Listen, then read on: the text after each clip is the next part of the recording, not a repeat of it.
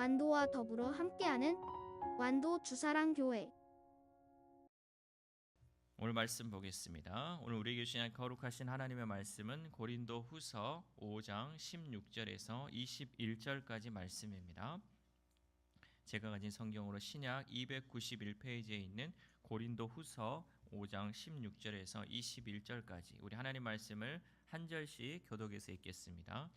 그러므로 우리가 이제부터는 어떤 사람도 육신을 따라 알지 아니하노라.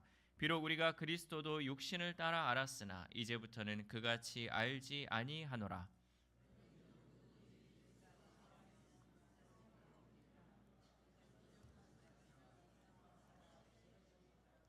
모든 것이 하나님께로서 났으며 그가 그리스도로 말미암아 우리를 자기와 화목하게 하시고 또 우리에게 화목하게 하는 직분을 주셨으니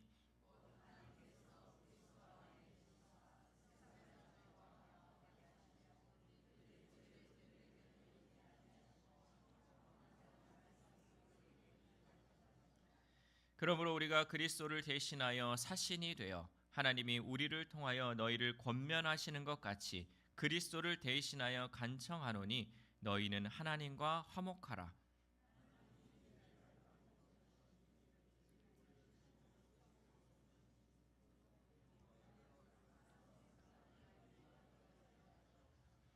아멘. 할렐루야. 우리 옆 사람과 인사하겠습니다. 축복합니다. 잘 오셨습니다. 이따가 밥 먹고 가세요. 네. 우리 가슴에 손을 얹고 고백하겠습니다. 나는 행복합니다. 나는 잘 되고 있습니다. 나는 복받은 사람입니다. 나는 건강합니다. 이 말씀대로 이루어질 줄 믿습니다. 여러분에게 이제 한 가지 질문하고 싶어요. 여러분의 신앙이 시간이 갈수록 점점점 성장하고 있습니까? 아니면 시간이 갈수록 후퇴하고 있습니까? 머물러 있습니까?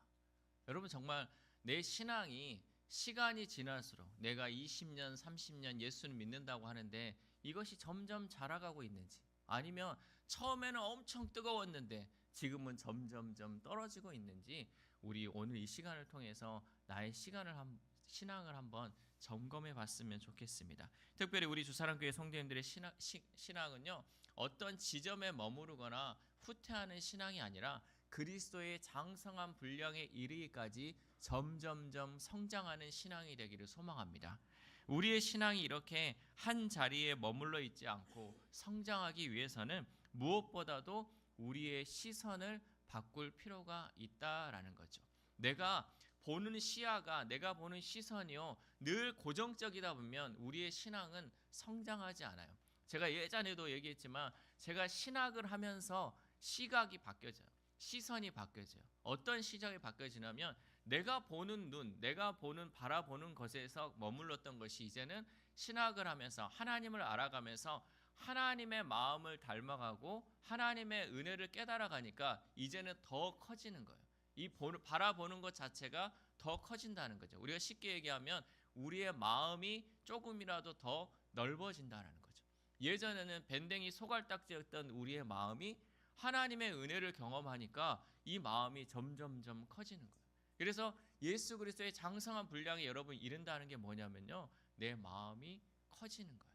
하나님의 시선으로 바라보고 하나님의 마음으로 바라볼 때 우리의 신앙 또한 성장하게 될 줄 믿습니다. 그러므로 우리는 여러분 내가 살고 있는 이 삶의 모습을 머물러 있지 말고 점점점 커져가는 그러한 모습이 있기를 소망합니다. 우리가 바라보는 눈길, 우리가 바라보고 판단하는 그 기준들이 달라져야 한다는 거죠.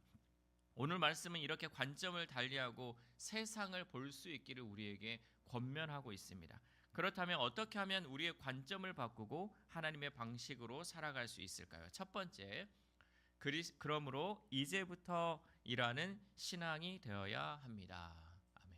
그러므로 이제부터는 이라는 신앙이 되어야 하죠. 고린도후서 5장 16절에서 17절 말씀 함께 읽겠습니다. 시작. 그러므로 우리가 이제부터는 어떤 사람도 육신을 따라 알지 아니하노라. 비록 우리가 그리스도도 육신을 따라 알았으나 이제부터는 그같이 알지 아니하노라. 그런즉 누구든지 그리스도 안에 있으면 새로운 피조물이라. 이전 것은 지나갔으니 보라 새 것이 되었도다. 아멘. 오늘 본문 말씀은 그러므로 우리가 이제부터는 이라는 말씀으로 시작하고 있습니다. 이 그러므로라는 접속사는 어떤 접속사냐면 이전의 진술에 따른 결과를 나타내는 접속사예요. 그러니까 이전에 어떤 내용이 있었는데 그러므로 이제 결과는 어떻게 해야 한다라는 것이 바로 그러므로라는 거죠. 다시 말해서 앞에 나온 내용이 어떤 내용이냐면 13절에서 15절의 내용을 통해서 그 말씀의 결과가 16절에서 17절에 나타난다라는 거죠.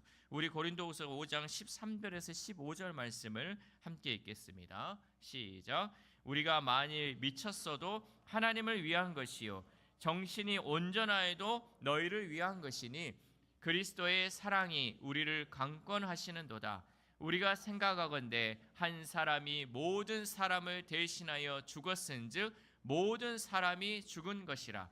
그가 모든 사람을 대신하여 죽으심은 살아있는 자들로 하여금 다시는 그들 자신을 위하여 살지 않고 오직 그들을 대신하여 죽었다가 다시 살아나신 이를 위하여 살게 하려 함이라. 아멘.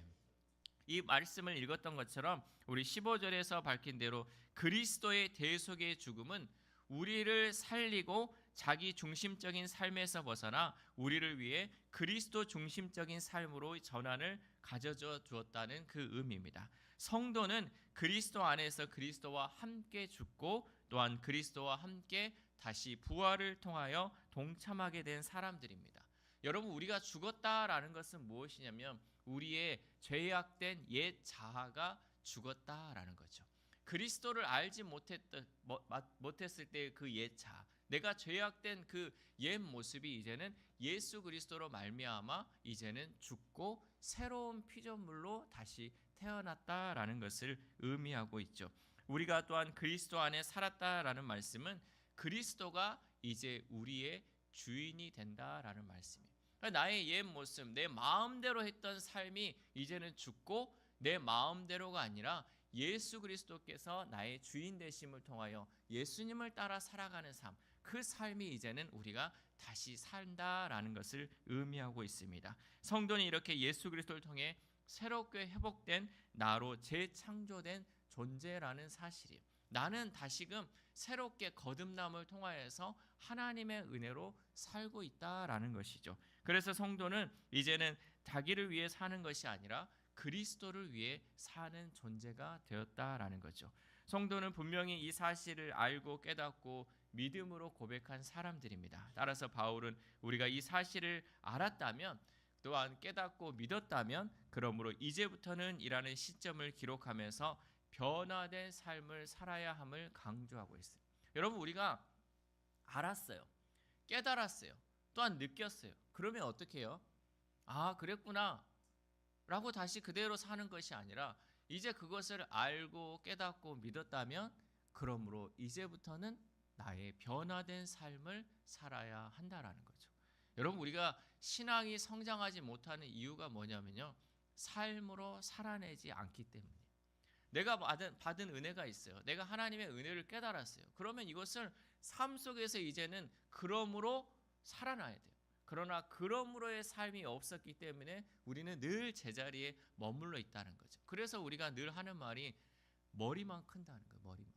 머리만 성장하고 아는 것만 많아지고 내 삶 속에서는 전혀 드러내지 못하는 삶을 살기 때문에 우리의 신앙 또한 성장하지 못하다고 말씀하고 있습니다. 이렇게 바울이 말하고 있는 변화된 삶의 형태는 뭐냐면 육신을 따라 세상의 관점으로 사람을 판단하지 않는 거예요. 여러분, 시각이 달라지고요, 내 관점이 달라지면요, 이제는 내가 보이는 것으로 판단하는 것이 아니고 세상 기준으로 판단하는 것이 아니에요. 이제는 하나님의 관점으로 하나님의 시선으로 우리가 사람들을 바라볼 수 있어야 한다라는 거죠. 하나님의 시선은요, 어떤 선입견이나 편견을 가지고 사람을 바라보는 것이 아닙니다. 외모를 보는 그 관점이 아니라는 거죠. 그 사람 존재 자체를 바라보는 관점이 바로 하나님이 바라보는 관점이에요. 여러분, 우리 한 사람 한 사람이 얼마나 소중합니까? 여러분, 나 한 사람이 이곳에 없다고 하면요, 이곳은 아주 텅 빈 공간이에요. 그저 건물만 세워진 공간이에요. 그러나 나 한 사람이 이곳에 있음을 통해서 우리가 교회라는 공동체를 이룰 수 있었던 것처럼 우리 존재 자체를 하나님은 바라보고 계신다라는 거죠. 내가 죄악된 그 모습을 살았던, 과거에 어떤 삶을 살았던지 간에 지금 나는 하나님의 사람으로서, 하나님의 사랑받는 그 존재로서, 한 사람으로서 하나님이 바라보시기 때문에 우리의 관점, 우리의 시선 또한 그 사람을 바라볼 때 하나님의 마음으로, 하나님의 시선으로 바라볼 수 있어야 한다라는 거죠. 그 사람을, 그 자체를 인정하고 우리는 그 사람을 대면할 수 있어야 합니다. 바울도 예전에는 예수님을 세상의 관점으로 보았지만 이제는 더 이상 세상적인 관점에서 이해하지 않고 우리를 사랑하시고 우리를 위하여 자신을 내어주신 하나님의 아들로 인정하고 있다고 고백하고 있습니다. 우리 갈라디아서 2장 20절 말씀 시작. 내가 그리스도와 함께 십자가에 못 박혔나니 그런즉 이제는 내가 사는 것이 아니요 오직 내 안에 그리스도께서 사시는 것이라. 이제 내가 육체 가운데 사는 것은 나를 사랑하사 나를 위하여 자기 자신을 버리신 하나님의 아들을 믿는 믿음 안에서 사는 것이라. 아멘. 이제는 내가 사는 것이 아니요 오직 내 안에 그리스도께서 사시는 것이라. 여러분, 이 고백이요, 바울은 예전에 알지 못했어요. 그러나 예수님의 은혜를 경험하고 또 하나님의 마음을 깨달으니까 이제는 내가 사는 것이 아니라 내 안에 있는 예수 그리스도께서 사신다라고 고백할 수 있다는 거죠. 여러분, 내 안에 누가 있습니까? 예수님이 계세요. 내 안에 예수님이 있으면 나는 이제는 내 시선으로 보는 것이 아니라 예수님의 시선으로 보는 것이고 하나님의 시선으로 보는 것이고 하나님의 그 마음으로 다른 사람들을 바라볼 수 있기를 소망합니다. 그러므로 우리는 이제는 세상과 다른 시각으로 볼 수 있어야 합니다. 이제는 우리의 시선을 바꾸어 하나님의 시선으로 바라볼 수 있기를 소망합니다. 두 번째로는 화목하게 섬기는 삶을 살아가야 합니다. 고린도후서 5장 18절에서 19절 말씀입니다. 시작. 모든 것이 하나님께로서 났으며 그가 그리스도로 말미암아 우리를 자기와 화목하게 하시고 또 우리에게 화목하게 하는 직분을 주셨으니 곧 하나님께서 그리스도 안에 계시사 세상을 자기와 화목하게 하시며 그들의 죄를 그들에게 돌리지 아니하시고 화목하게 하는 말씀을 우리에게 부탁하셨느니라. 아멘. 바울은 18절에서 이 모든 것이 어디에서부터 나왔다? 하나님께로부터 나왔다라고 선언하고 있습니다. 여기에서 모든 것은 앞에서 나온 하나님의 새 창조의 결과물, 그게 누구냐? 바로 예수 그리스도를 통하여 살게 된 우리를 의미하고 있습니다. 하나님으로부터 나온 새로운 창조의 결과로 회복된 성도들은 하나님께서 화목하게 하는 사명을 주셨다라는 거죠. 우리에게 어떤 사명을 주셨다? 화목하게 하는 사명을 주셨다라는 거죠. 여러분, 나를 한번 돌아보세요. 내가 어떤 그룹이나 어떤 단체에 있을 때, 내가 들어갔을 때, 내가 그곳에 들어갔을 때 내가 그것을 화목하게 하고 있습니까? 아니면 그곳에 분열을 일으킵니까? 아니면 사람들이 나를 피하고 있습니까? 여러분, 하나님이 우리에게 주신 사명은요, 어느 곳에 가든지 화목하게 하는 사람이에요. 화목해 하는 그 사람을 우리에게 하나님께서는 사명으로 주셨다라는 거죠. 어떤 곳에 가서든 사람들을 칭찬하고 사람들을 사랑하는 그 마음이 우리 가운데 있고 하나님의 마음으로 모든 사람들을 바라보면요, 우리는 어느 곳에서든 이 사명을 감당할 수 있을 줄 믿습니다. 특별히 그것도 있어요, 여러분. 우리가 손주들 있잖아요. 손주들이요, 외손주거나 뭐 친손주가 있을 때 나보다 사돈네를 좋아하는지 아니면 나를 좋아하는지를 잘 보셔야 돼요. 여러분, 애들은요 솔직하고요, 시선이요 정확해요. 그래서 그 마음을 꿰뚫어 봐요. 정말 그 마음이요, 정말 나를 사랑하는지, 나보다 사돈네를 더 사랑하는지. 여러분, 만약에 사돈네를 더 사랑한다, 반성하셔야 돼요. 내가 정말 아이들과의 그 화목해 하는 것도 정말 못하고 있다면요, 반성해야 돼요. 아이들이 원하는 것이 무엇인지, 내가 정말 진심으로 얘네들 대하고 있었는지, 아니면 구박하고 있는지, 아니면 이놈의 왼수 하면서 애들을 바라보고 있는지. 애들은 다 본다는 거죠. 마찬가지로 우리가 어느 곳에 어떤 사람을 만나든지 간에 이렇게 화목케 하는 그 사명을 감당해야 한다라는 거죠. 여기서 이 직분은요, 섬김, 봉사의 의미를 가지고 있어요. 하나님 우리에게 화목케 하는 직분을 주셨는데 이것은요, 섬김, 봉사의 의미를 담고 있습니다. 그래서 성도는 다른 사람이 하나님과 화목하게 될 수 있도록 섬기는 사람이에요. 그러니까 우리 또한 그 화목하게 하는 역할을 해야 되는데, 그 역할이 뭐냐면요, 우리가 지금 속해 있는 이 사람, 다른 사람들이 하나님과 화목하게 하는 데 있어서 섬기는 일을 감당해야 한다는 거죠. 내가 이 섬기는 일을 감당하고요, 이 직분을 잘 감당하면요, 그 다른 사람이 하나님과 화목하게 할 수 있어요. 그러니까 하나님을 만나는 건요, 하나님과 화목해 되는 그 사명을 우리가 잘 감당할 때 다른 사람들도 만날 수 있다. 우리 가정 가운데 내가 잘 섬김을 통해서요, 내가 교회의 장로로서, 권사로서, 집사로서 또 하나님 이거를 잘 섬겨 나가면요, 우리 가정의 식구들을 잘 섬겨 나가면요, 이 영혼들이요, 그것으로 은혜를 받아서요, 하나님과도 화목하게 될 줄 믿습니다. 그러나 내가 정말 우리 가정을 섬기지 못하고 우리 자녀들을 섬기지 못하고 내 남편, 내 아내를 섬기지 못하면요, 뭐라 그런 줄 아세요? 니나 잘 믿어라, 니나 잘 믿어라 근다니까요. 그러나 우리가 정말 낮은 자세로 하나님이 주신 그 직분을 잘 감당하여 섬기면요, 네가 믿는 하나님 나도 믿어야겠다. 정말 너가 섬기는 그 하나님 나도 믿어야겠다. 나도 너의 모습을 닮아야겠다. 여러분, 이러한 고백이 나오기를 소망합니다. 우리에게 주시는 그 직분은 그 화목케 하는 직분인 줄 믿습니다. 그래서 바울은 이 사실에 대해 19절에서 이렇게 강조하는데, 우리 고린도후서 5장 19절 쉬운 성경으로 함께 읽도록 하겠습니다. 시작. 하나님께서는 그리스도 안에서 이 세상을 하나님 자신과 화목하게 하셨으며 사람들의 죄를 묻지 않으셨습니다. 그리고 하나님께서는 우리에게 화목케 하는 말씀을 맡기셨습니다. 아멘. 하나님께서 우리에게 이러한 사명을 맡기신 것은요, 우리를 인정하시기 때문이에요. 우리를 하나님께서 신뢰하기 때문에 하나님께서 이 사명을 맡겼다는 거죠. 여러분, 어떤 높은 사람이요, 이 밑에 부하 직원에게 일을 시킬 때요, 믿을 만한 사람한테 시킨가요? 아니면 얼렁뚱땅하는 사람한테 시키는가요? 믿을 만한 사람에게 그 일을, 그 사명을 맡기는 거예요. 하나님께서 우리에게 이 화목케 하는 사명을 맡겼다는 것은 우리를 이제는 믿을 만하기 때문에 이 사명을 맡긴 줄 믿습니다. 그 사명을 맡기신 그 하나님께 우리가 해야 할 것은 무엇이냐면 충성이에요. 맡은 자에게 구할 것은 충성밖에 없다는 거죠. 그러므로 하나님의 사명을 감당하는 자는 하나님께서 믿고 신뢰할 만큼 충성스러워야 할 줄 믿습니다.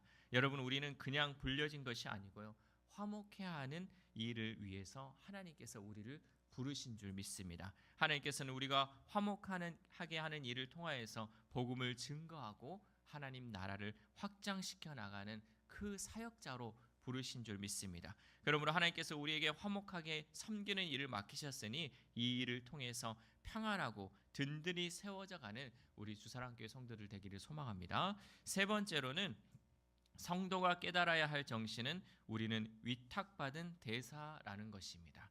고린도후서 5장 20절에서 21절 말씀 함께 읽겠습니다. 시작. 그러므로 우리가 그리스도를 대신하여 사신이 되어 하나님이 우리를 통하여 너희를 권면하시는 것 같이 그리스도를 대신하여 간청하노니 너희는 하나님과 화목하라.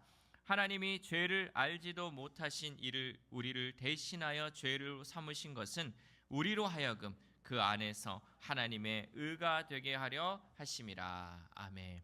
오늘 말씀은 성도가 깨달아야 할 정신은 바로 우리는 위탁받은 대사라는 사실입니다.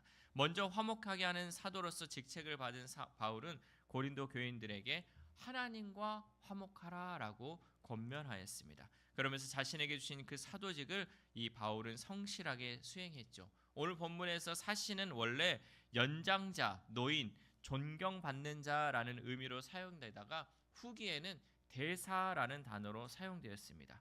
이 단어는 헬라 로마 시대에 황제의 뜻을 받아 공식적으로 파견된 외교관이나 사절을 뜻하는 단어가 바로 사신이었죠. 바울은 이 단어를 그리스도를 대신하는 대사로 사용하면서 복음을 전하는 자신의 역할을 강조하고 있습니다. 다시 말하면 마치 황제의 권위와 권력을 위임받은 것처럼 복음을 증언하는 일을 위하여 그리스도의 권위와 권력을 위임받은 사명자라는 사실을 강조하고 있다는 거죠. 여러분, 우리는 하나님께 위탁받은 대사예요. 그러니까 하나님의 그 권위로서 하나님의 일을 감당하게끔 하나님께서 우리에게 권위를 주셨다라는 것이죠. 우리는 하나님이 우리의 백이에요. 하나님이 우리와 함께 하시고 우리 뒤에서 우리를 모든 것을 밀어주시고 지켜주신다는 거죠. 그래서 우리는 담대하게 그 일을 감당하며 나아가요. 우리를 보내신 분이 누구예요? 하나님이에요. 하나님께서 우리를 대리자로서 우리를 부탁하신 줄 믿습니다. 여러분, 자녀들 미성년자가 있으면요, 거기에 뭐 위임자나 또 보호자, 친권자 사인을 해야 돼요. 그렇죠? 그러면 보통 누구를 해요? 아버지를 하거나 어머니를 하잖아요. 하나님께서는 우리를 이 땅 가운데 보내주면서요, 우리의 아버지가 되시는 거예요. 우리의 어머니가 되시고 우리의 보호자가 되시기 때문에 우리는 그 하나님만을 믿고 담대히 주의 일을 감당해야 할 줄 믿습니다. 바울은 이 권위로 고린도 교인들에게 권면합니다. 우리 고린도후서 5장 20절 쉬운 성경으로 함께 읽겠습니다. 시작. 그러므로 우리는 그리스도를 대신하여 일하는 대사입니다. 하나님께서는 우리를 시켜 여러분을 권하십니다. 이제 그리스도를 대신하여 여러분에게 권합니다. 하나님과 화목하십시오. 아멘. 그리스도를 대신하여 일하는 대사, 그게 누구다? 나라는 거죠. 우리라는 사실이죠. 바울은 이러한 권면을 통해 우리가 매일매일 하나님과 화목하게 살아야 함을 강조하고 있습니다. 바울은 이어서 죄가 없으신 그리스도의 속죄 사역을 통하여 성도들이 하나님의 의를 소유하게 되었고 성도는 하나님과 화목하게 되었다라는 내용을 소개하고 있습니다. 사실 신이 인간을 구원하기 위해서는 두 가지를 충족해야 돼요. 신이 인간을 구원하기 위해서는 두 가지를 충족해야 되는데, 첫 번째는 죄가 전혀 없는 존재여야 하고, 두 번째로는 우리와 동일한 인간이어야 돼요. 그래서 죄가 전혀 없고 같은 인간이어야 되는데 이 땅 가운데는 없다라는 거죠. 그래서 하나님께서는 예수 그리스도를 이 땅에 보내주심을 통하여서 우리의 죄를 대속해 주신 줄 믿습니다. 그래서 바울은 하나님이 예수 그리스도를 통하여 화목하게 하는 길을 열어주셨다라고 주장하고 있습니다. 그래서 바울은 21절에서 하나님이 죄를 알지도 못하시는 분을 우리를 대신하여 죄로 삼으신 것은 우리를 하나님의 의가 되게 하기 위함이다라고 선언하고 있습니다. 여기서 하나님의 의는 죄인을 의롭다 칭해주는 하나님의 법정적인 선언입니다. 여러분, 법정에서는요 선언을 하는 거예요. 이 사람은 죄가 있다, 죄가 없다. 마찬가지로 하나님의 의는 죄인을 의롭다 칭해준 거예요. 죄인이었는데 이 죄인이 죄인이 아니라 의인이다라고 칭해준 거, 이것이 바로 칭의라는 거죠. 하나님께서 죄인된 우리를 의롭다 했죠. 왜? 예수 그리스도께서 우리를 위하여 대신해서 그 죄값을 다 받아주셨기 때문에 우리는 의인으로 하나님께서 부르신 줄 믿습니다. 이 칭의가 결국은 율법에서 난 것이 아니고 오직 예수 그리스도를 믿음으로 말미암은 것이다 라고 바울은 고백하고 있습니다. 빌립보서 3장 9절 말씀 시작. 그 안에서 발견되려 하매니 내가 가진 의는 율법에서 난 것이 아니요 오직 그리스도를 믿음으로 말미암은 것이니 곧 믿음으로 하나님께로부터 난 의라. 아멘. 사랑하는 우리 사랑교회 성도 여러분, 우리의 관점을 바꾸시길 바랍니다. 그동안 봐왔던 시선을 버리고 하나님의 시선으로 바라보길 소망합니다. 그 사람에 대한 편견과 선입견을 버리고 십자가의 시선으로 바라볼 수 있기를 소망합니다. 하나님께서는 우리를 긍휼히 여기고 불쌍히 여기시는 마음으로 우리를 바라보셨던 것처럼 우리 또한 긍휼한 마음으로 다른 사람들 또한 일어나는 모든 일들을 바라볼 수 있기를 소망합니다. 또한 하나님께서 우리를 화목하게 하시기 위해 예수 그리스도를 보내주셨고 십자가의 은혜로 화목하게 하게 된 우리는 그 화목을 증언하는 사명을 받았습니다. 위임받은 대사로 세우셨습니다. 그러므로 우리는 모두 위탁받은 대사입니다. 하나님께 그 사명을 위임받은 우리에게 구할 것은 충성밖에 없습니다. 그래서 우리는 하나님이 보시기에 믿음직하고 또 정직하고 또 하나님께 인정받는 삶을 살아야 할 줄 믿습니다. 그러므로 이제부터 우리는 우리의 관점을 바꾸고 세상을 바라보고 화목하게 하는 하나님의 관점에서 세상을 보고 위탁받은 대사로서의 그 관점으로 바라볼 수 있기를 소망합니다. 그래야 우리의 시선이 머무는 곳에 하나님의 은혜가 머물고 우리의 시선이 머무는 곳에 구원의 은혜가 일어나야 할 줄 믿습니다. 이 모든 것을 믿음으로 감당하여 마지막 때에 하나님께 잘했다 칭찬받는 저와 여러분 되시기를 주님의 이름으로 소망합니다. 기도하겠습니다. 하나님 감사합니다. 우리의 시선을 바꾸시는 하나님, 우리의 시선이 하나님의 시선 되게 하여 주옵소서. 우리를 긍휼히 여기셨던 하나님의 그 시선이 이제는 나의 시선이 되어서 이제는 우리가 긍휼히 여기는 마음을 갖게 하여 주옵소서. 우리를 사랑하셔서 화목하게 하셨던 하나님의 그 시선이 이제는 나의 시선이 되어 화목하게 하는 사명을 감당하는 삶이 되게 하여 주옵소서. 더 나아가 우리는 위탁받은 대사라는 사실을 인식하고 충성스럽게 사명을 감당하는 삶이 되게 하여 주시옵소서. 그래요, 우리를 통하여 복음이 증언되게 하시고 하나님 나라가 더욱 확장되는 은혜가 있게 하여 주시옵소서. 특별히 하나님, 우리 주사랑교회 성도들 한 사람 한 사람이 하나님의 은혜를 깨달아 우리가 어디에 속해 있든지 간에 우리를 통해 가정과 직장과 사업장에 화목해 되는 은혜가 있기를 소망합니다. 내가 있으므로 그 공동체에 불화가 있는 것이 아니라 나 한 사람으로 인해 내가 속해 있는 공동체가 언제나 화목해 되고 하나님의 은혜가 넘쳐나는 우리 주사랑교회 되도록 인도하여 주옵소서. 이 모든 말씀 우리와 함께 하시는 예수 그리스도의 이름으로 기도드립니다. 아멘.